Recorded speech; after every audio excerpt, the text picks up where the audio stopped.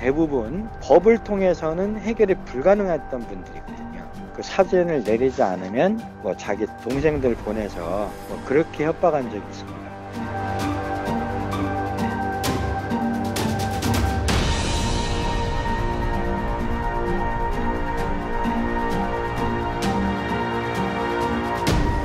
법적 논란의 소지가 있다는 것을 알고 계셨을 텐데 그럼에도 불구하고 사이트를 열게 된 이유가 무엇일까요? 이 사이트는 제가 연 게 아니고요. 그러니까 여성단체에 근무했던 분들하고 또 양육비행 관련해 근무했던 이분들이 한 거고요. 이제 이분들이 한 취지는 현재 양육비 피아동이 100만인데 이게 법으로 해결이 안 되거든요. 그러니까 아동의 생존권이 양육비를 지급하지 않는 부모의 개인적인 명예보다 우선돼야 된다. 이 가치 때문에 그 사이트를 연 거고요. 저는 그 취지에 이제 절대적으로 공감하기 때문에 제가 자원봉사를 도왔던 겁니다. 홈페이지를 보니까 연락하기가 쉽더라고요. 어떤 위협이나 협박 같은 것도 많이 했을 것 같아요. 그렇죠. 그러니까 뭐 죽인다는 협박도 막 했고요. 뭐 항의 전화가 뭐 밤낮으로 막 엄청나게 왔죠. 사이트에 공개되었던 분 중에 한 분이 그 유흥업소와 아는 조폭이더라고요. 그 사진을 내리지 않으면 뭐 자기 동생들 보내서 죽여버리겠다고 뭐 그렇게 협박한 적이 있습니다. 많은 제보가 있잖아요. 사례 몇 가지만 부탁드립니다. 제일 제가 기억에 남는 거는 그 남편이 폭행을 하는데 아이까지 죽일 것 같은 그 위협감을 느껴갖고 갓난 애기인데 그래서 엄마가 그 한겨울에 눈 내리는데 그 애를 갖다 들쳐업고 도망 나왔대요. 그게 이제 좀 제일 마음이 아팠고요. 그리고 또 한 가지 사례는 전 남편이 유명 로펌의 변호사예요. 그런데 이혼하고 양육비를 안 주니까 근데 이 엄마는 경력 단절이 됐잖아요. 이혼하고 양육비를 안 줘서 엄마가 식당 알바를 나가니까 애가 생활이 막 급출하겠잖아요. 그 전 남편이 매월 양육비 500을 주기로 돼 있었던 거거든요. 4년을 안 줬어요.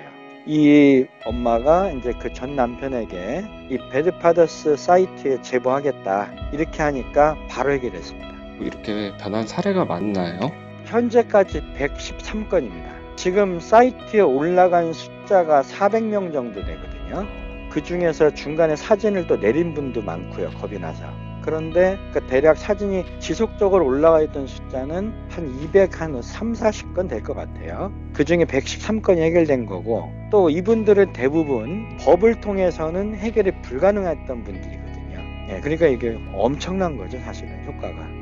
양육비를 받을 수 있는 법적인 방안이 변해야 된다고 많은 사람들이 얘기를 하는데 이건 지금 뭐 외국 사례들을 보면은 우선은 그 미지급자들이 양육비 지급을 하지 않는 이유가 본인들에게 법적인 불이익이 아무것도 없어요. 그래서 강제력이 없는 게 문제거든요. 그 양육비 해결 총연합회에서 계속 요구하는 게 양육비 미지급자의 운전면허 정지 이거고요. 현재 국회에서도 지금 이게 논란이 됐거든요.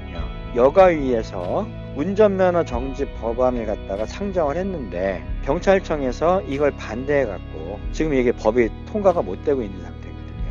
국민참여재판을 진행하셨는데 판사와 배심원들에게 가장 강조한 점은 무엇이었나요? 양육비 문제가 개인 간의 채권 채무로 보거든요. 그런데 이게 개인 간의 단순한 채권 채무가 아니라 아동의 생존권과 직결된 것이기 때문에 이건 사회 문제로 봐야 된다. 그리고 아동의 생존권이 양육비를 지급하지 않는 무책임한 부모의 개인적인 명예보다 우선적으로 보호되어야 된다는 거. 그게 쟁점이었던 거죠. 패소를 할지도 모른다는 그런 걱정이 드신 적은 없나요? 그 걱정은 늘 했죠. 왜냐하면 이제 미투 운동도 사실적시 명예훼손이라는 부분 때문에 문제가 됐잖아요. 그럼 이것도 사실적시 명예훼손이기 때문에 현행법상 패소할 수 있다는 생각을 당연히 했죠. 어제 판결 나기 전까지도 그 생각을 했습니다. 이 일을 하시기 전에 본업을 혹시 알 수 있을까요? 저는 원래 학원 원장이었어요. 은퇴를 하고 7년 전에 필리핀을 갔거든요. 했던 일들 중에 하나가 코피노들이 양육비를 받을 수 있도록 양육비 소송을 지원하는 것도 했거든요. 그런데 코피노들이 양육비 소송을 해서 한국에서 판결을 받았는데도 양육비를 못 받는 거예요.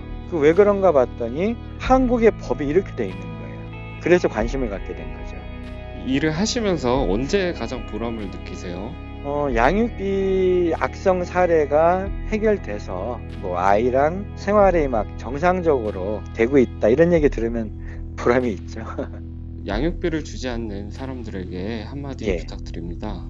남녀가 헤어지는 거는 본인들의 선택이고, 그런데 양육비는 아동의 권리란 말이에요. 부부가 어떤 이유로 헤어졌든 간에 아이에 대한 양육비는 반드시 지급해야 되죠. 네, 그냥 그 말입니다.